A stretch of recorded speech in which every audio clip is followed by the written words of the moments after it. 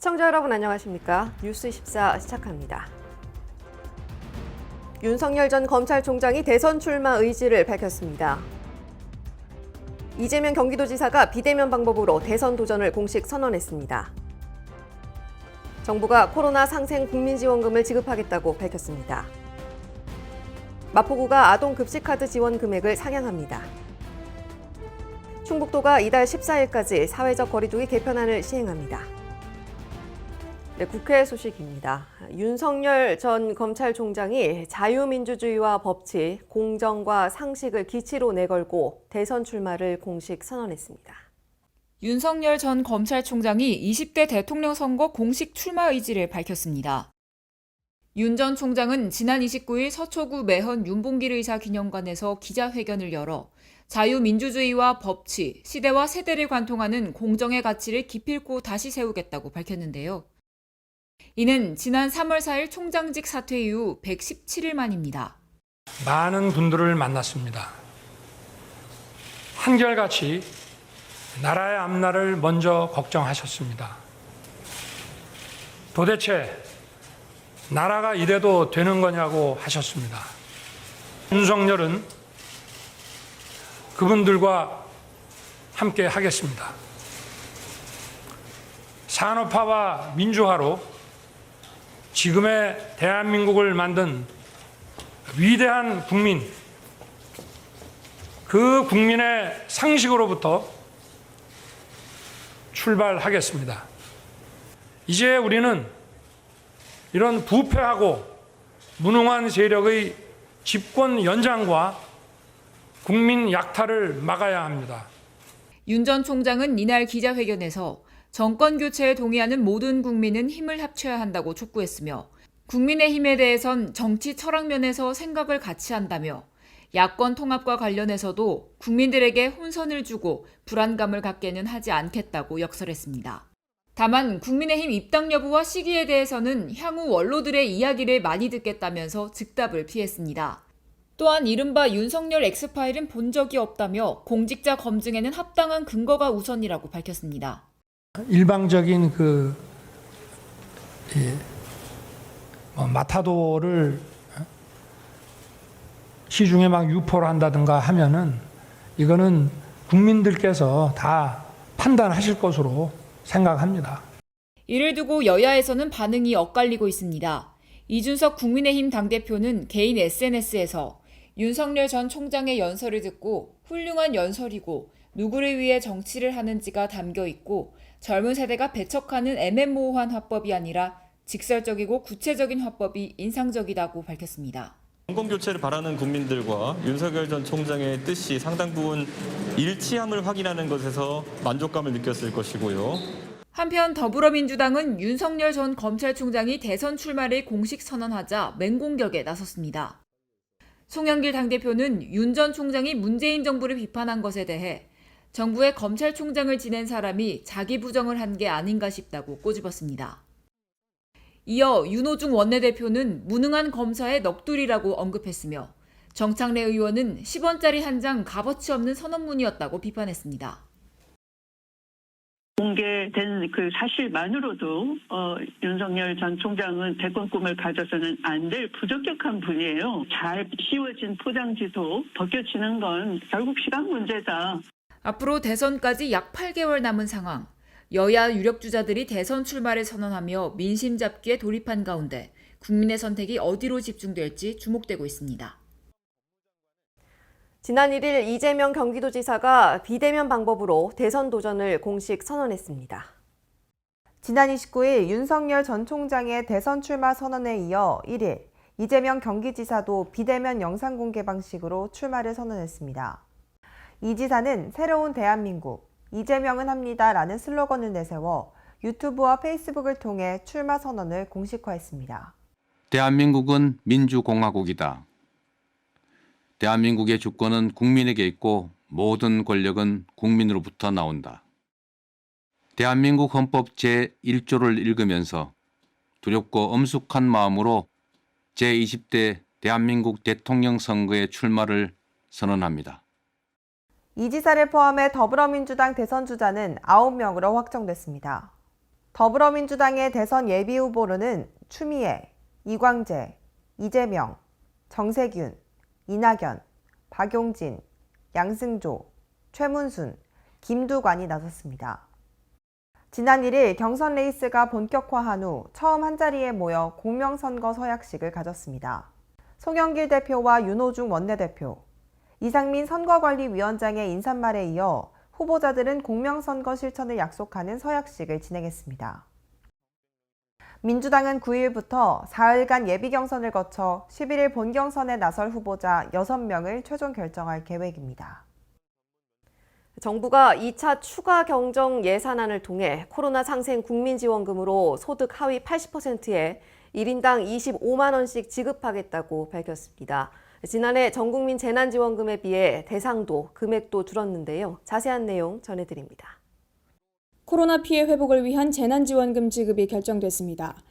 지난 2일 정부는 적자 국채 발행 없이 추가 세수로만 33조 원 규모의 2차 추경안을 국회에 제출했습니다. 2차 추경이 이번에 오늘 제출됩니다. 저희 당에서는 이 2차 추경을 잘 검토해서 모든 서민들에게 또 소상공인들에게 실질적인 도움이 될 수 있도록 신속히 처리하도록 노력하겠습니다.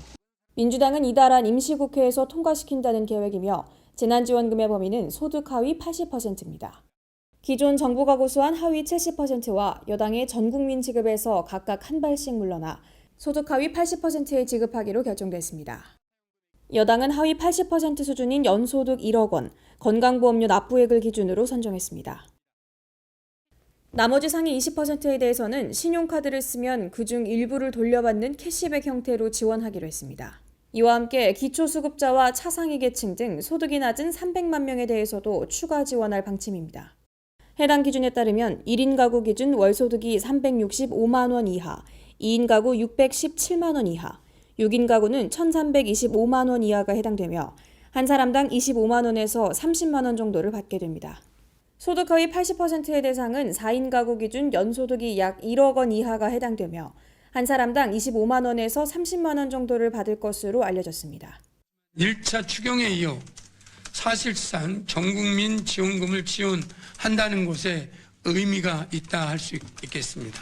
적자 국채 추가 발행 없이 초과세수를 활용해 편성한 것이며 또한 세출 증액 기준으로는 역대 최대 규모의 추경입니다. 재난지원금은 정해진 기간에 전통시장과 지역상권, 중소규모의 온라인 쇼핑몰 등에서 사용하도록 하는 방안이 논의되고 있습니다. 코로나 방역에 따른 소상공인 피해 지원금은 약 113만 곳에서 최대 900만 원까지 지급되나 일각에선 고소득자 배제는 또 다른 차별이라는 비판의 목소리도 나오고 있습니다. 이에 국민의힘은 추경의 필요성은 일부 인정하지만 자영업자, 소상공인 등 더 피해를 입은 계층에 선별 지원을 해야 된다고 주장하고 있습니다. 수도권 소식입니다. 사회복지법인 삼동회가 위탁 운영하고 있는 강북 푸드뱅크 마켓에서 강북구 지역 내 어려운 이웃을 위해 온정을 함께 나눌 기부자를 모집합니다. 식음료 제품과 생활용품 등을 기부할 경우 다양한 세제 혜택을 받을 수 있습니다. 행복나눔 강북푸드뱅크 마켓에서 기부자를 모집합니다. 푸드뱅크 마켓은 기업이나 개인에게 받은 기부 물품을 강북구 지역 내 어려운 이웃과 단체에 무상으로 제공하는 사회복지시설입니다. 기부 가능한 물품은 가공식품과 신선식품, 제과제빵, 음료 등의 음식료 제품과 세제와 휴지, 수건, 기저귀, 위생용품 등 법률에 지정되어 있는 생활용품입니다. 또 의류나 신발, 화장품, 문구, 가전제품 등 법률에서 정하지 않은 생활용품도 기부할 수 있습니다. 이 가운데 음식료품과 법률에서 정한 생활용품을 기부할 경우 관련 법령에 따라 전액 손비 처리되거나 필요 경비로 인정됩니다. 법률 미지정 생활용품의 경우 법인은 10%, 개인은 30% 세제 혜택을 받을 수 있습니다. 마포구는 저소득층 아이들이 균형 잡힌 건강한 식사를 할 수 있도록 아동 급식카드 지원 금액을 상향합니다. 마포구가 저소득층 아이들이 균형 잡힌 건강한 식사를 할 수 있도록 아동 급식카드 지원 금액을 상향합니다. 구는 결식 우려가 있는 아동들이 이용하는 꿈나무 카드의 한 끼 이용 금액을 기존 6,000원에서 7,000원으로 올린다고 밝혔습니다. 마포구에서는 현재 약 700여 명의 아동이 사용하며 많은 아이들이 다양한 음식과 폭넓은 선택을 할 수 있도록 기존 454곳에서 5,747곳으로 대폭 늘렸습니다. 그동안 이용 가맹점으로 등록된 음식점에서만 사용이 가능해 문제가 제기돼 왔는데 꿈나무카드 제휴사인 신한카드와 연계해 신한카드로 결제할 수 있는 모든 식당에서 꿈나무카드를 이용할 수 있도록 사용 방법을 개선했습니다. 네, 오랜만에 레솔레파크에서 콘서트가 열렸습니다. 바로 코로나19 장기화로 지친 시민들에게 우리의 음악으로 위로의 메시지를 전하기 위해 마련된 우리음악 콘서트인데요. 한국국악협회 의왕시 지부 주관으로 우리음악 콘서트 마음에게 기별하오가 레솔레파크 주무대에서 개최됐습니다. 이번 음악 행사는 경기도 문화의 날 문화예술 지원 프로그램 문화로 행복한 의왕의 세 번째 행사였는데요. 이날 공연에 앞서 진행된 아로마 테라피 체험 프로그램은 일상에 지친 시민들의 심신을 안정시켜 주었고 본 공연에서는 얼씨구야, 아리랑, 판소리 등의 우리소리가 흥겹게 이어졌습니다. 특히 비나리, 소녀, 하늘을 달리다 등의 대중가요를 편곡해 시민들에게 쉽고 친숙한 국악 선율을 선사했는데요. 김상돈 의왕시장은 코로나19 장기화로 현장에서 즐길 수 있는 문화 행사들을 찾아보기 어려운 상황에서 개최된 마음에게 기별하오 공연이 시민들에게 특별한 위로가 되었길 바란다며 앞으로도 시민과 함께할 수 있는 다양한 문화적 시도를 이어가겠다고 말했습니다. 네, 다음은 광역시 소식입니다. 대전시가 지역 예비 창업자들의 창의적인 아이디어가 실현 가능한 기술 상품이 될 수 있도록 지원하는 코칭 사업을 추진합니다. 대전시가 우수하고 창의적인 아이디어를 가진 청년 창업자의 성공적인 창업 지원을 위한 청년 창업 기술 아이디어 코칭 사업 참여자를 모집합니다.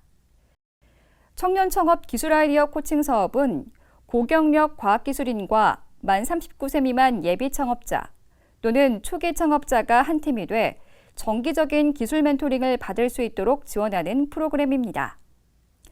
대전시는 전문가 심사를 거쳐 총 5개 팀을 선발할 예정이며 사업에 참여하고자 하는 예비 창업자 또는 초기 창업자는 오는 7월 2일까지 대전 테크노파크 홈페이지를 통해 신청 접수할 수 있습니다. 한편 지난해 이번 사업에 참여한 4개 팀은 총 24회에 걸친 멘토 코칭을 통해 제품 기획 능력 향상, 시제품 제작 등의 성과를 거뒀습니다. 대전시가 청년들의 주거 비용 부담을 덜어주기 위해 추진하고 있는 사업이죠. 청년 주택 임차 보증금 이자 지원 사업의 지원 대상과 혜택이 7월부터 확대됩니다. 대전시가 2021년 청년 주택 임차 보증금 이자 지원 사업의 금리를 인하하고 지원 대상을 확대 추진합니다. 이번 사업은 주소지가 대전인 청년은 물론 대전 소재 학교에 다니거나 사업장에 재직하는 청년의 경우 신청이 가능하며 지원 대상은 임차 보증금 1억 5천만 원 이하 계약 예정주택, 전월세 주택, 주거용 오피스텔입니다. 또한 올해는 기존 총금리가 3.8%에서 3.0%로 청년 자부담 금리가 0.9%에서 0.7%로 인하되며 지원 대상 역시 미혼 청년에서 청년 부부까지 확대됩니다. 기타 자세한 사항은 대전시 홈페이지를 통해 확인할 수 있으며 신규 신청은 7월 1일부터 가능합니다. 광주시가 공공기관, 노동계와 함께 저소득층의 생활 안정을 위한 공익보험 무료 가입 지원에 나섰습니다. 지난 23일 광주시와 한국전력공사 광주전남본부, 전남지방우정청, 한국노총 광주본부는 저소득층 광주시민이 재해사고를 당했을 때 보험금을 지급받을 수 있도록 하는 만원의 행복보험 업무협약을 체결했습니다. 협약에 따라 광주시와 한국노총 광주지역본부는 지원 대상자를 선정하고 한전 광주전남본부는 지원 대상자 부담보험료 6천만 원을 지원하게 되며 전남지방우정청은 지원 대상자 계약 체결 및 나머지 보험료 2억 원을 자체 공익자금에서 지원하게 됩니다. 이번 협약으로 보험 혜택 사각지대에 있는 저소득층 광주 시민 6천 명이 무료로 만원의 행복보험에 가입할 수 있게 되었습니다. 이를 통해 저소득층의 생활 안정에 많은 도움이 될 것으로 생각됩니다.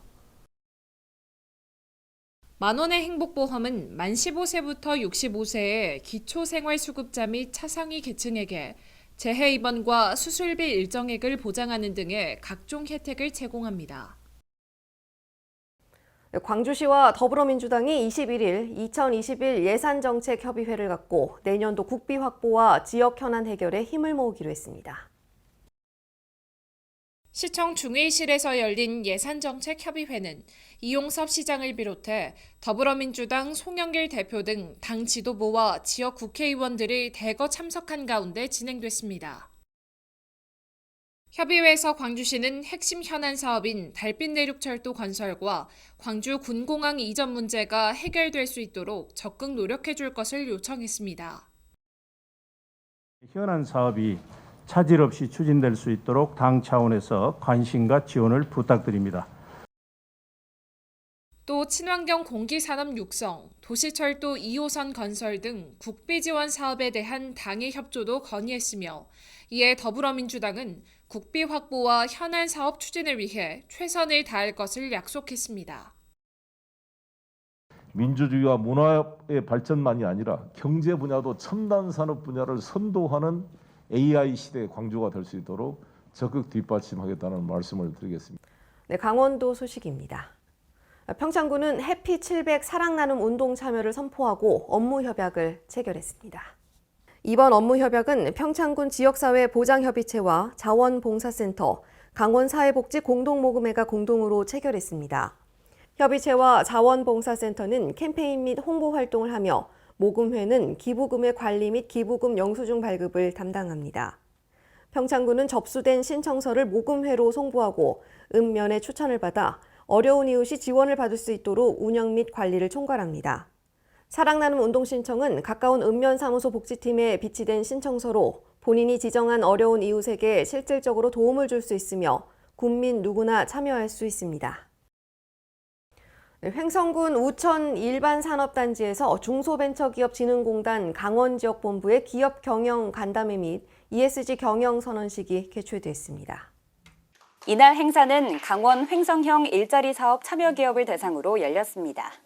중진공은 강원 횡성형 일자리 이모빌리티 클러스터의 성공적인 구축을 위해 참여 기업의 어려움을 청취하고 실효성 있는 지원 방안을 모색하기 위해 이번 간담회를 마련했습니다.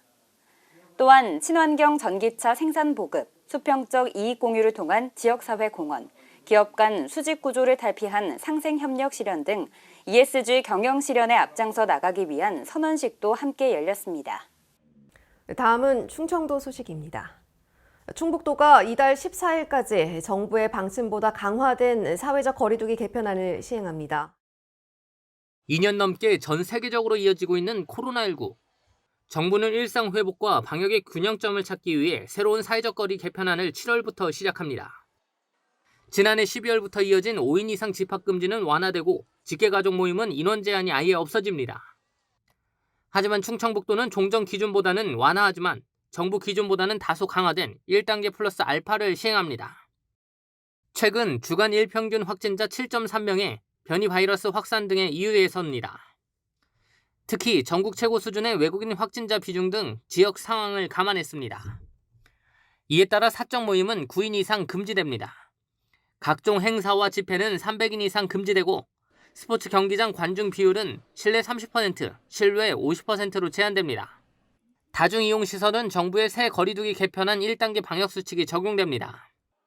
또한 백신 예방접종을 2차까지 완료하고 2주가 지나면 제한 인원 기준에서 제외되는 점도 정부 지침과 동일합니다. 다음은 경상도 소식입니다. 양산시는 7월부터 불법 주정차 단속 문자 알림 서비스를 제공합니다. 불법 주정차 단속 문자 알림 서비스는 신청자에 한해 불법 주정차 차량이 단속 카메라에 1차 단속되었을 때 휴대전화 문자로 알려주는 서비스입니다. 신청 방법은 6월 21일부터 주정차 단속 알림 서비스 스마트폰 앱을 다운받거나 양산시 누리집 또는 교통과 읍면동 행정복지센터를 통해 신청하면 됩니다. 장기 수성 사격장에 대한 첨예한 대립이 계속되고 있습니다. 주민들은 수십 년간 유탄 사고, 화재 위험 등은 물론 큰 소음에도 노출돼 있는데요. 이강덕 시장이 사격장 소음 측정을 참관하며 주민들의 애로사항을 청취했습니다.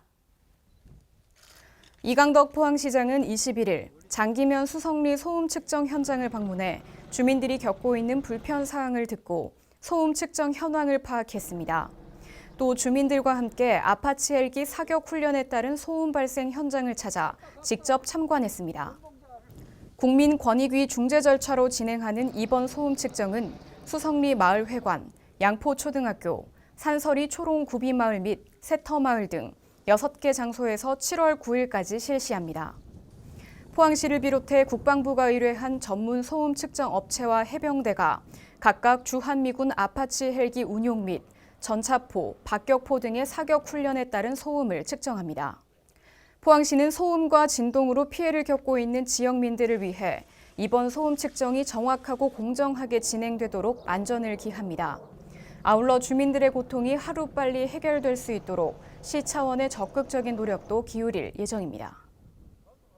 네, 전라도 소식입니다. 여수시와 고흥을 연결하는 여수섬 섬길 34.7km의 자전거 코스가 조성될 예정입니다.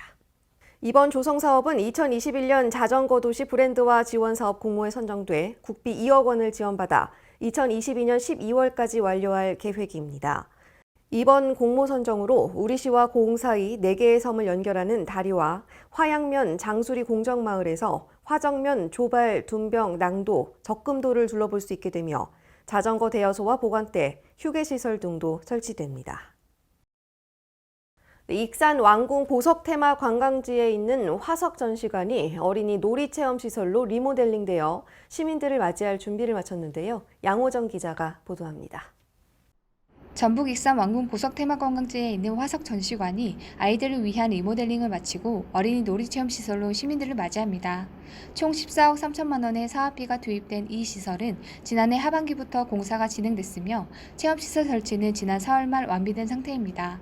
이곳에는 공중모험시설 스카이트레일, 암벽등반시설 아트클라이밍, 전자총을 이용한 서바이벌 게임 레이저 태그, 트램폴린 점프 등의 주요 시설이 설치되어 있습니다. 익산시는 원활한 운영과 관람객 서비스를 위해 이달 중순부터 시범 운영을 시작해 다음 달 개장할 예정입니다. 정윤을 시장은 코로나19로 지친 시민들에게 힐링의 장소로 순색 없는 만큼 많은 시민들의 관심과 방문 바란다고 전했습니다. 지금까지 전북에서 양호정이었습니다.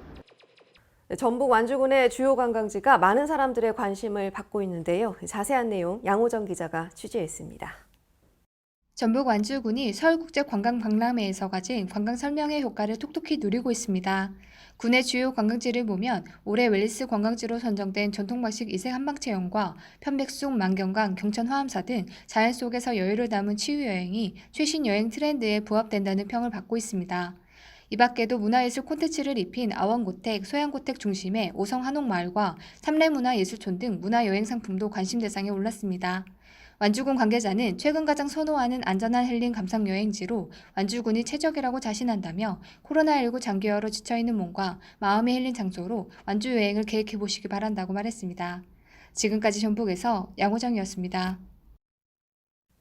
전북 임실군은 코로나19 예방접종을 마친 주민들을 대상으로 접종 안심 스티커를 부여합니다. 전북 임실군이 코로나19 예방접종을 마친 고령의 주민들을 대상으로 접종 안심 스티커를 배부합니다. 현재 임실군은 전체 인구의 절반에 달하는 1만 1,926명이 백신을 접종한 것으로 집계됐습니다. 군은 접종자 중 코로나19 예방접종 전자증명서 앱 활용이 어려운 60세 이상 고령자를 대상으로 7월부터 접종 안심 스티커를 배부할 예정입니다. 신민군수는 예방접종 안심 스티커는 백신 접종에 참여했음을 알릴 수 있는 간접적 수단으로 백신 접종률을 올려 빠른 집단 면역 형성에 기여할 것으로 기대한다고 말했습니다. 지금까지 전북에서 양호정이었습니다.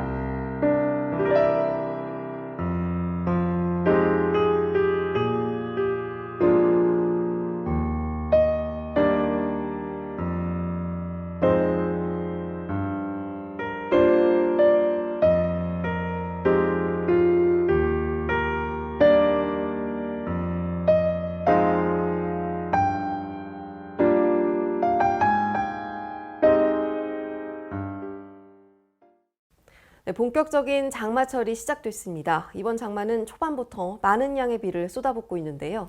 자동차 타이어는 마모되지 않았는지, 또 집 주변에 침수나 붕괴 위험은 없는지 점검하고 철저히 대비하시기 바랍니다. 이상 뉴스24 마칩니다. 편안한 밤 되십시오. 고맙습니다.